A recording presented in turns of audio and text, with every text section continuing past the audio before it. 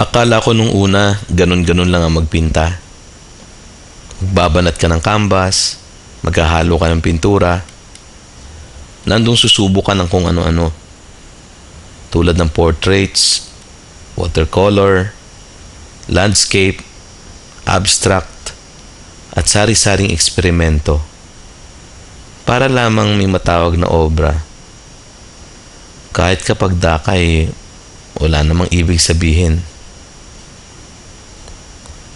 Sinubukan kong iguhit ang Last Supper. Pero ibang kawan ang mga kasama ni Kristo. Imbes na mga apostoles na nakabalabal, mga batang gutom, nanlilimahid, nangangalakal. Nung una na-challenge lamang ako. Ngunit habang tumatagal, parang di ko na ito matitigan. May mga mata kasi itong nakatingin mismo sa akin. Nagmamasid, nagmamatiyag, nangungusap, nagtatanong, bumabagabag. Akala ko kasi mga figura lamang ito na hinagod ng aking brush. May mga buhay din pala. Actually, araw-araw ko naman silang nakikita. Pero di ko lang sila napapansin dahil napaka-ordinaryo nila. Kala ko nga dati baliwala lang sa kanila ang buhay maralita dahil sanay na sila. Hindi rin pala. Ako pala ang nasanay na sa kanilang kahirapan.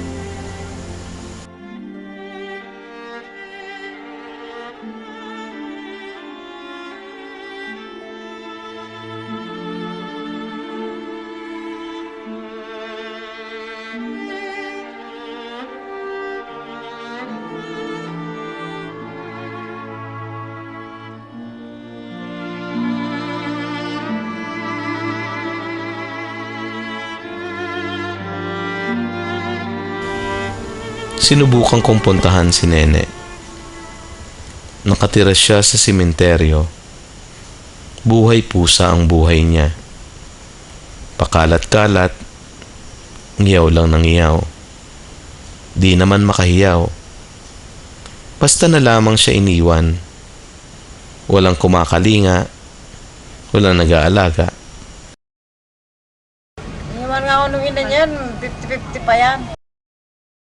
Kasi dinadala niya ito sa mayon, pinapapalimos niya ng isang buwan pa lang edad niya. Kaya nasunog yung mukha niya. Ayun, kinuha ko siya sa kanya, kinuha ko doon sa ina. Pag ninitso ang trabaho niya, caretaker ng kondominium ng Bangkay, ika nga. Para na rin siyang buhay na patay. Ako ba'y ganun din? Buhay patay? Mabuti pa nga yung patay nagbigay buhay kay Nene. Kailan pa ba ako nagbigay buhay sa iba? Dinalang ko nga siya ng teddy bear. Pinamigay lamang niya sa mga kalaro niya.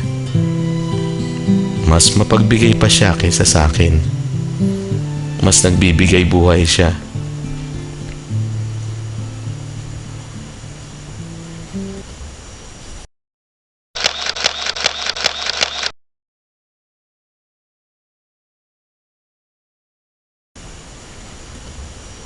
Nagulat din ako nang bisitahin ko si Joyce. Isang bata na nagluwal din ng isang bata. 14 years old pa lamang si Joyce nang siya ay mabuntis. Kaya po hindi po ako masyadong nung nakapasok po dahil nga po sa pera. Naghati po kami ng anak ko. Kunyari po, 100 na lang yung budget ng mama ko. Yung 100 na yun, hindi na po ako papasok mo kasi bibili na lang po ng gatas na yun. Minsan po alternate na lang yung pasok. Ang dami-dami ko na po absent sa school. Di ko akalain ganito ang buhay niya nung siya ay una kong pininta. Ang sustansya naman kaya ang mabibigay niya. Di naman niya mapagatas ang sanggol. Kape nga ang pinapainom niya sa bata. May peklat na ang kanyang pagkatao. Nakamarka na. Marami rin naman akong lamat sa kalooban ko. Marami ring agyo. Sana maging buo ako.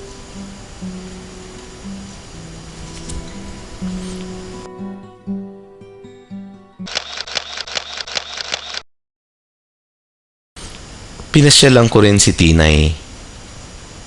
Lagi siyang tulala. Di makausap, nanginginig. Hawak na mahigpit ang kanyang manika. Marusing siya, gula-gulanit, wasak at lupaypay. Ano kayang bagyo ang sumagupa sa walang kalaban-laban at munting bata na to? Ako kaya? Anong bagyo nang sumapit sa buhay ko? Sana kayanin ko. Paano naman yung mga bagyo na binigay ko naman sa iba? Sana kayanin din nila.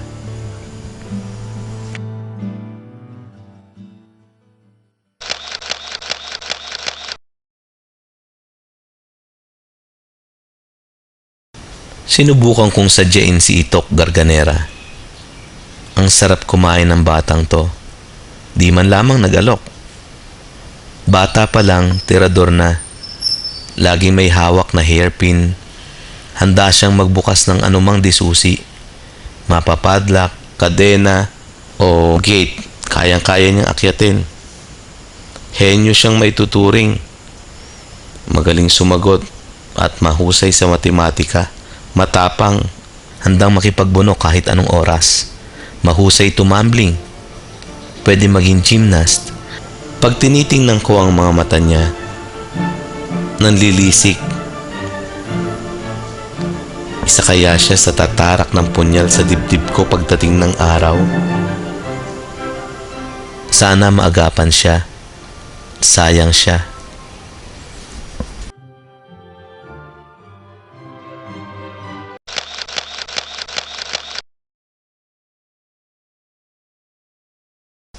Pinasyalan ko naman si Emong. Uhaw na uhaw siya. Pagod sa pangangariton. Mula umaga hanggang gabi, pangangalakal na ang trabaho niya. Maliit siya ngunit malakas ang katawan. Palakaibigan si Emong, masiyahin, mahilig magpatawa. Natawa ko sa sinabi niya nung makita niya yung painting. Si Jesus niyaya namin kumain. Ay, si Jesus nasa kalsada siya, tapos niyaya namin kumain. Ah, ganon? Ay, Doon sa kalsada, niyaya natin, nasa loob tayo. pinagpahinga niyo muna siya. Opo, tapos pinakain po namin. Tapos pinatulog po. Ang storya daw, habang nangangariton sila, nakita nila si Kristo na pagod at gutom. Kaya minasahin nila at niyaya nila na kumain. Napakasimple mag-isip ng mga batang ito. Pero ako kaya, kailan ko pa ba inisip ang iba? Panay pakabigat paghahangad lang naman ang alam ko, di ba? Kailan pa ba ako nagkusa at nagtanong sa iba kung ano ang magagawa ko para sa kanila? O ano ang pangangailangan nila? Kailan pa ba?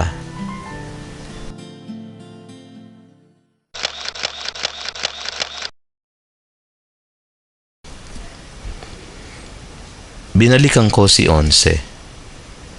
Siya ay isang anak ng dancer. Minsan, binubugaw pa ng sarili niyang ama ang kanyang ina. Nahihiyaman siya, wala siyang magawa. Binabatok-batukan siya ng mga kalaro niya. Inaasar, binibiro,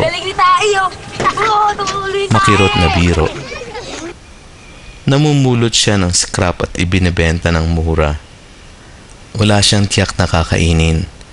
Di pa yata siya nakatikim ng tunay na hamburger sa buong buhay niya. Ang lagi lang niyang kinakain, yung mga hamburger na galing sa basura.